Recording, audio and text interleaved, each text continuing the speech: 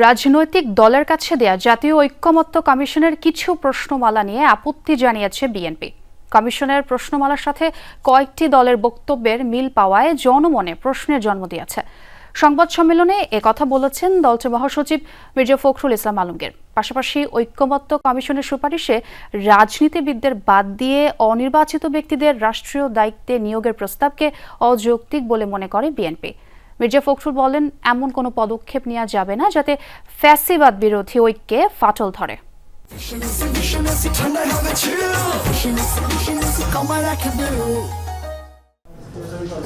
৬টি সংস্কার কমিশনের গুরুত্বপূর্ণ সুপারিশের উপর রাজনৈতিক দলের মতামত চেয়ে স্পিডশিট বা প্রশ্নমালা দেয় জাতীয় ঐক্যমত্য কমিশন, যেখানে উত্তর হিসেবে শুধু হাঁ বা নায়ের অপশন রাখা হয়। রোববার ঐক্যমত্য কমিশনে সেই প্রশ্নমালার উত্তরই জমা দেবে বিএনপি।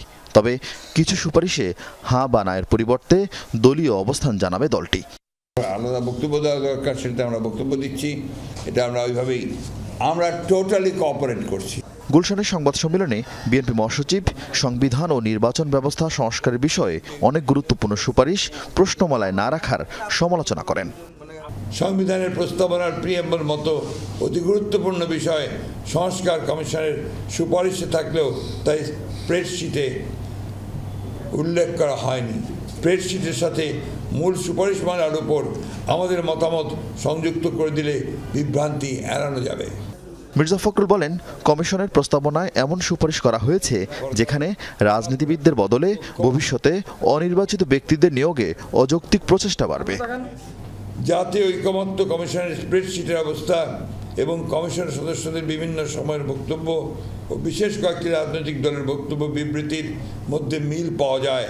সুপারিশমালাসমূহ পর্যালোচনায় প্রতীয়মান হয় যেহেতু ভবিষ্যতে অনির্বাচিত ব্যক্তিদের রাষ্ট্রীয় দায়িত্বে নিয়োগের অযৌক্তিক প্রচেষ্টা রয়েছে, যা অনভিপ্রেত। সেটার গঠন প্রক্রিয়া এবং কার্য পরিধি যেগুলো বর্ণনা করা হয়েছে তাতে সমস্ত স্তরে স্তরে দেখা যায় অনির্বাচিত বিভিন্ন ব্যক্তিরা এই সমস্ত কর্মকাণ্ড পরিচালনা করবেন এবং সাংবিধানিকভাবে তাদেরকে ক্ষমতায়ন করার প্রস্তাব করা হয়েছে।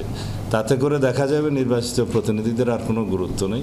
সরকারকে নিরপেক্ষ থাকার আহ্বান জানিয়ে জনপ্রত্যাশা অনুযায়ী সংস্কার প্রস্তাবে সাংবিধানিক ও আইনি ভিত্তির জন্য নির্বাচিত সংসদের উপর জোর দেন বিএনপি মহাসচিব। আমরা এমন কোনো পদক্ষেপ নিতে পারি না যাতে করে ফ্যাসিবাদ বিরোধী জাতীয় ঐক্য গণ ঐক্য বিনষ্ট হয়। অন্তর্বর্তী সরকারকে সর্বোচ্চ নিরপেক্ষতার অবস্থান বজায় রাখতে হবে। কোনো মহলকে রাজনৈতিক ফায়দা হাসিলের এজেন্ডা যেন সরকারের কর্মপরিকল্পনার অংশ না হয়, সেদিকে সজাগ দৃষ্টি রাখতে হবে। উপযুক্ত সময় দলের ভারপ্রাপ্ত চেয়ারম্যান তারেক রহমান দেশে ফিরবেন বলেও জানান মির্জা ফখরুল। আমাদের মনে হবে যে উপযুক্ত সময়, সেই সময় তিনি আসবেন।